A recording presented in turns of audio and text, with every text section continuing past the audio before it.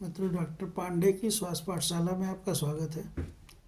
पिछले 3 दिनों से एक कॉन्फ्रेंस में हम थे जो RSSDI यूपी चैप्टर ने की थी। RSSDI जो है वो research society for study of diabetes in India है, ऑर्गेनाइजेशन है। पूरे समय में दवाओं की जो बात होती रही वो तो होती ही रही, साथ में प्रमुख कारण जो डायबिटीज़ के अनकंट्रोल्ड होने का सामने आया वो आया लाइफस्टाइल एंड डाइट।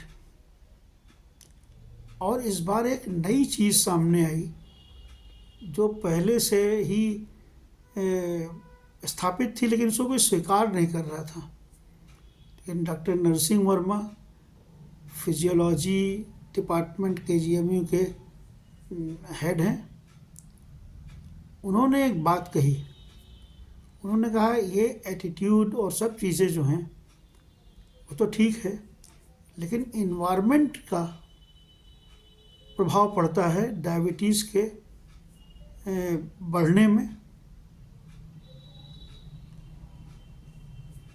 तो ये बात मुझे स्ट्राइक की।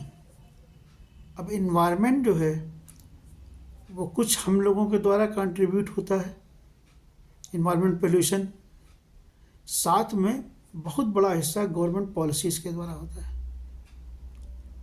तो अब ये एक सोचने का विषय है कि हम लाइफस्टाइल ठीक करें, अपनी डाइट ठीक करें, उसकी टाइमिंग ठीक करें, लेकिन इन्वायरमेंट के लिए क्या किया जाए।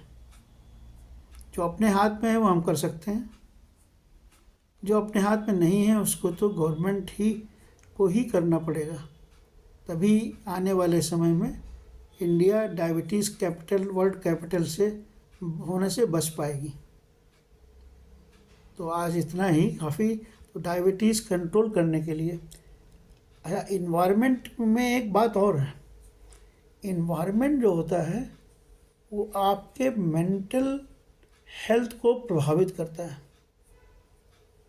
इन्वायरमेंटल स्ट्रेस होता है, इसलिए इन्वायरमेंट वो फैक्टर है एक तरह से जिसके पूरे दायरे में हम लोग रहते हैं,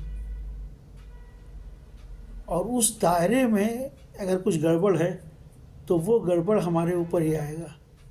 ये इन्वायरमेंटल पोल्यूशन में केवल हवा पानी ही नहीं है, साथ में जो पोल्यूटेंट हम डाइट के साथ लेते हैं वो भी है, हमारे एटीट्यूड्स हैं, हमारा एग्रेशन है, सब चीज़ें उसमें आती हैं।